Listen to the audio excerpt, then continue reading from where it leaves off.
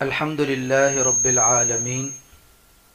والصلاة والسلام على سيد الأنبياء والمرسلين سيدنا ومولانا محمد وعلى آله وأصحابه أجمعين. أما بعد فأعوذ بالله من الشيطان الرجيم. بسم اللہ الرحمن الرحیم. اس چھٹے پارے کے اندر اللہ رب العزت نے کچھ احکامات زندگی گزارنے کے ایسے تفصیل کے ساتھ بیان فرمائے ہیں کہ جن کا ہماری اس زندگی کے ساتھ بڑا گہرا تعلق ہے. پہلے نمبر پر کہ یہ ہمیں حکم دیا جا رہا ہے کہ آپ کسی بھی انسان کی برائی بیان نہ کریں. یہ کام یعنی کسی کی برائی بیان کرنا یہ اللہ کو پسند نہیں ہے. بقدر ضرورت آپ بیان کر سکتے ہو کہ کسی نے آپ پر ظلم کیا تو آپ اس کا ازالہ کرنا چاہتے ہیں، یا کسی نے آپ کو نقصان پہنچایا تو آپ اس کا ازالہ کرنا چاہتے ہیں. تو اب ظاہر ہے کہ جس نے ظلم کیا یا جس نے زیادتی کی یا جس نے آپ کو نقصان پہنچایا تو آپ اس کے بارے میں تو بیان کریں گے. تو اس کے بارے میں ہمیں یہ فرمایا جا رہا ہے کہ اگر تو آپ پراپر طریقے پر اس سے بدلہ لینا چاہتے ہیں یا اس کا کسی صاحب اختیار صاحب اقتدار کو بتانا چاہتے ہیں تاکہ یہ آدمی دوبارہ کسی پہ ظلم نہ کرے، دوبارہ کسی کے ساتھ زیادتی نہ کرے، پھر تو آپ اس کو بیان کر سکتے ہیں، اس کی کمزوری کو، اس کے ظلم کو. بصورت دیگر نہ بیان کریں. اگر پھر بھی آپ خاموشی اختیار کر لیں، سب کچھ سہ جائیں، برداشت کر جائیں، تو یہ بھی اللہ کو عمل بڑا محبوب اور پسند ہے. تو اگر ہم غور کریں کہ آج ہمارے معاشرے میں جو کمزوریاں، جو بے راہ رویاں اور جو بد امنی اور آپس کے گھروں کے اختلافات انتشار کا جو گھر شکار ہیں، تو اس میں ایک مرکزی وجہ یہ بھی ہے کہ ایک نے بات کی وہ دوسرے کے سامنے کر دی، وہ ادھر کر دی، وہ ادھر کر دی. تو ادھر ادھر کی باتیں، اس سے معاشرے میں فساد پھیل جاتا ہے، ایک بد امنی کا معاشرہ شکار ہو جاتا ہے. تو اس لیے ہمیں یہ حکم دیا جا رہا ہے کہ لا يحب اللہ الجہر بالسوء من القول الا من ظلم، کہ اللہ تعالیٰ اس بات کو پسند نہیں کرتا کہ کسی کی برائی اعلانیہ زبان پر لائی جائے، مطلب کمزوری بیان کریں کسی کی، تو اللہ اس کو پسند نہیں کرتے. تو اگر آپ درگزر کر جائیں، معاف کر دیں، تو یہ تو اللہ کو بڑا پسند ہے، اللہ کو یہ محبوب عمل ہے. تو اس کے بعد پھر منافقین کا کچھ تذکرہ ہے، کچھ یہودیوں کا، اہل کتاب کا، کہ اہل کتاب ان کی بری عادات میں سے ایک بری عادت یہ ہے کہ وہ کچھ احکامات کو مان لیتے ہیں اور کچھ کا انکار کر دیتے ہیں. تو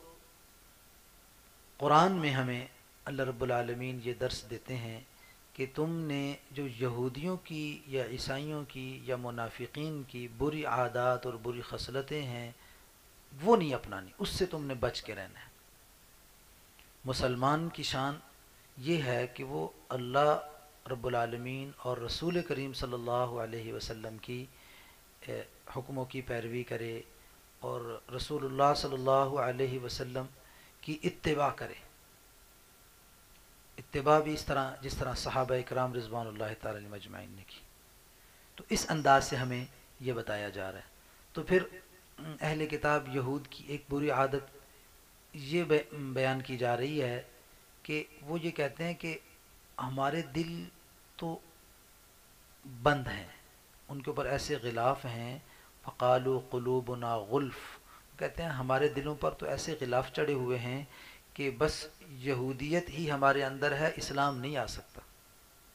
اور کوئی دین اور مذہب ہمارے اس دل میں نہیں جا سکتا۔ جبکہ ان کا یہ جھوٹ یہ بھی ہے کہ وہ ان کا اپنا مذہب ہی اندر نہیں ہے۔ اگر اپنا مذہب ان کے اندر ہوتا تو اسی مذہب کے حکم کے مطابق کہ جو قرآن میں، جو تورات میں یا انجیل میں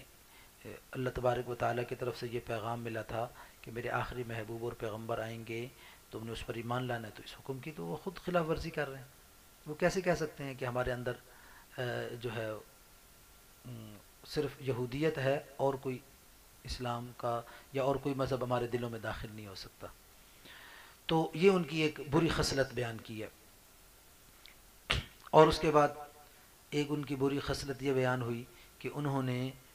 عیسیٰ علیہ السلام کی والدہ مریم علیہ السلام پر بہتان باندھ دیا۔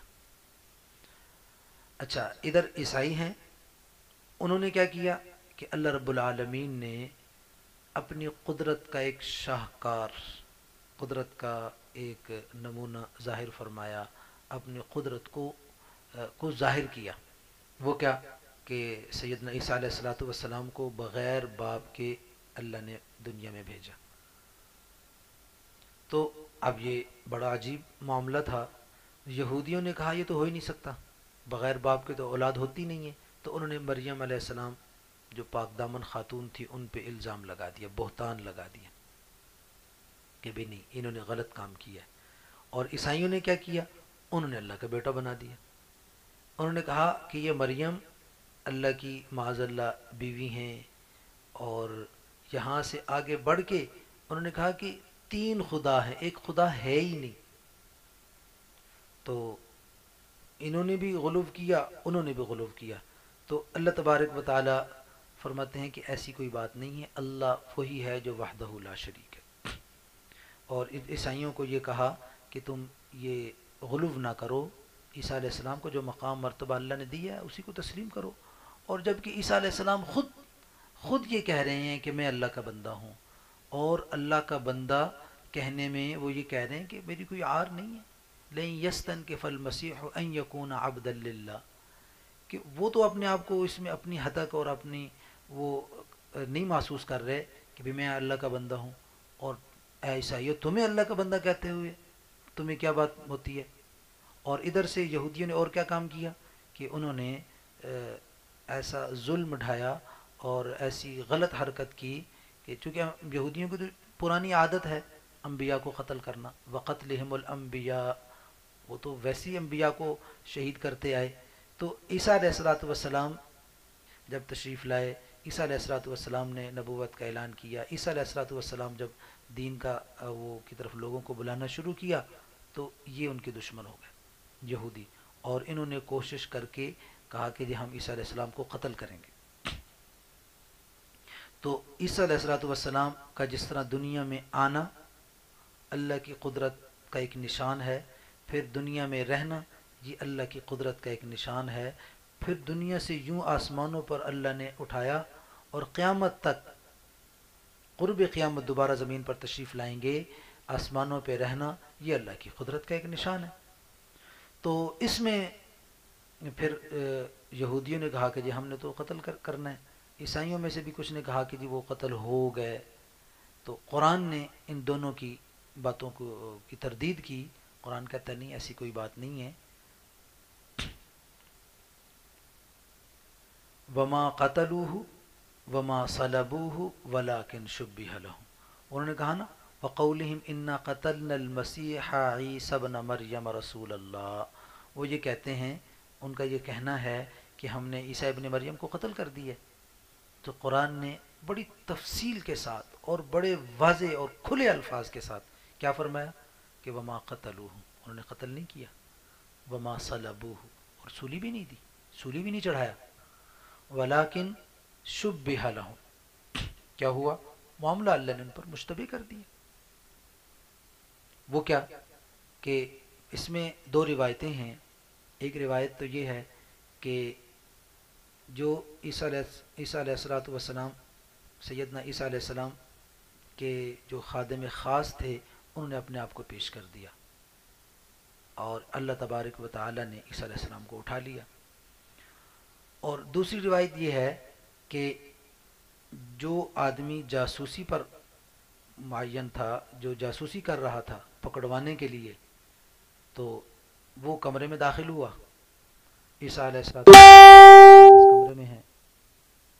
تو وہ اندر داخل ہوا اور اس نے کہا کہ دیکھو اندر وہ اکیلے ہی ہیں اور کوئی نہیں ہے، اب میں ان کو جا کے پکڑوں گا، اگر وہ باہر بھاگے، وہ کہیں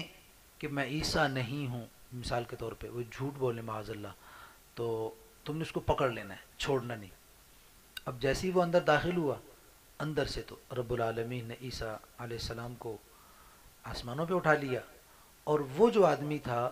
اس کا سر اور چہرہ وہ مشابہ ہو گیا عیسیٰ علیہ السلام کے۔ اب یہ باہر نکلا، اچھا اندر داخل، اس پر خوف مسلط ہو گیا، ڈر گیا اندر، وہ ایک دم ڈر کے بھاگا باہر، انہوں نے پکڑ لیا۔ تو اب یہ وہ خود ہی شور کر رہا ہے ابھی میں عیسیٰ نہیں ہوں، میں عیسیٰ نہیں ہوں۔ تو اللہ رب العالمین نے اس پر ایسی وہ چیز مسلط کر دی کہ اب وہ خود شور کر رہا ہے، جس بات کا وہ پہلے دعویٰ کر رہا تھا کہ وہ عیسیٰ علیہ السلام کو باہر نکالے گا اور وہ یہ کہیں گے کہ میں عیسیٰ نہیں ہوں، اب وہی الفاظ وہ خود اپنی زبان سے نکال رہا ہے۔ تو وہ انہوں نے پکڑنے کہا ہاں ہاں وہ ہمارے بندے نے کہا تھا ایسے ہی ہوگا، تو ایسے ہی کہے گا۔ اب انہوں نے جلدی سے آؤ دیکھا نہ تو فوراً سولی چڑھا دیا۔ اب بعد میں انہوں نے دیکھا کہ ہمارا بندہ کہاں ہے، بندہ تلاش کرو جی، بندہ نہیں ہے۔ اب وہ دیکھ رہے ہیں کہ بھئی اگر یہ ہمارا بندہ ہے تو عیسیٰ کہاں ہے، اگر یہ عیسیٰ ہے تو ہمارا بندہ کہاں ہے۔ تو اس کو اللہ تبارک و تعالیٰ بیان فرماتے ہیں کہ وَلَٰكِن شُبِّهَ لَهُمْ وَإِنَّ الَّذِينَ اخْتَلَفُوا فِيهِ لَفِي شَكٍّ مِّنْهُ مَا لَهُمْ بِهِ مِنْ عِلْمٍ إِلَّا اتِّبَاعَ الظَّنِّ، بس وہ ان کے اپنے گمان ہیں، حقیقت یہی ہے کہ بر رفعہ اللہ، اللہ نے صاف الفاظ میں کہا بر رفعہ اللہ الیہ وکان اللہ عزیزا حکیما، اللہ غالب ہیں، حکمتوں والے ہیں، وہ آسمانوں پہ اٹھا سکتے ہیں، بار نہ قتل کیا نہ سولی چڑھائی۔ اب اس میں ایک مسئلہ تو یہ ذہن میں رکھنے والا ہے جو جس کا تعلق ہمارے عقیدے اور ایمان سے ہے کہ سیدنا عیسیٰ علیہ الصلاۃ والسلام اللہ رب العالمین کے سچے پیغمبر اور رسول ہیں اور بڑے برگزیدہ پیغمبر ہیں، اللہ رب العالمین نے آسمانوں پہ اٹھا لیا، وہ زندہ ہیں، بقید حیات ہیں، اور قیامت کی بڑی نشانیوں میں سے کہ یعنی قرب قیامت بالکل آخر میں وہ آسمانوں سے یوں تشریف لائیں گے، اور یہ عیسیٰ علیہ الصلوۃ والسلام کا تشریف لانا، ان کا زندہ موجود رہنا، یہ ہمارے ایمان کا حصہ ہے۔ جو شخص عیسیٰ علیہ الصلوۃ والسلام کو زندہ تسلیم نہیں کرتا وہ قرآن کی اس آیت کا منکر ہے، تو لہٰذا وہ اس کا اسلام سے کوئی تعلق نہیں۔ ایک بات، دوسری بات یہ ہے اس میں سے جو ہمارے لیے سبق ہے، ہمارے لیے جو ہے عبرت ہے، وہ یہ کہ کبھی بھی اہل حق کی مخالفت نہیں کرنی۔ جو آدمی کسی دنیاوی اغراض کی وجہ سے اہل حق کی مخالفت کرے گا تو اللہ رب العالمین اسی طرح اس کو ذلیل و رسوا فرمائیں گے جس طرح اس آدمی کو رسوا کیا جس نے عیسیٰ علیہ الصلاۃ والسلام کو کی جاسوسی کی اور ان کو قتل کروانے کا منصوبہ بنایا، پکڑوانے کا منصوبہ بنایا۔ تو اس کے بعد پھر سورت کے آخر میں پھر وہ ایک عیسیٰ علیہ الصلوۃ والسلام کے بارے میں کہ عیسیٰ علیہ السلام خود فرما رہے ہیں کہ بھی میں جو ہے نا اللہ کا بندہ ہوں اور مجھے اللہ کا بندہ ہونے میں فخر ہے، میرے لیے کوئی عار نہیں ہے۔ تو پھر ان کو عیسائیوں کو یہ کہا جا رہا ہے کہ بھی جب تم یہ جو کہتے ہو کہ تین خدا ہیں، ولا تقولوا ثلاثہ، یہ بات نہ کہو، یہ بہت خطرناک بات ہے۔ تو اور پھر سورت نساء کے آخر میں پھر وراثت کا اور خواتین کو حصہ دینے کا جو ہے نا تھوڑا سا مختصر سا مسئلہ اللہ نے بیان فرمایا ہے، تاکہ اس کو جس طرح شروع میں پہلے دوسرے سورت نساء کے پہلے دوسرے رکوع میں وراثت کے مسائل کو بڑی تفصیل سے بیان فرمایا، اور یہاں آخر میں بھی پھر مختصر سے انداز میں اس کو پھر دہرا دیا تاکہ اس مسئلے کی اہمیت مسلمان کے دل و دماغ میں بیٹھ جائے کہ وراثت کا مسئلہ کوئی عام مسئلہ نہیں ہے، یہ مہمات میں سے ہے، بڑے مسائل میں سے ہے کہ جس میں بہت زیادہ کوتاہیاں پائی جا رہی ہیں۔ اور ہمارے ہاں اب بھی ایسے ہی رواج ہے کہ ہم خواتین کو حصہ نہیں دیتے۔ اچھے بھلے دیندار لوگ ہیں، وہ بھی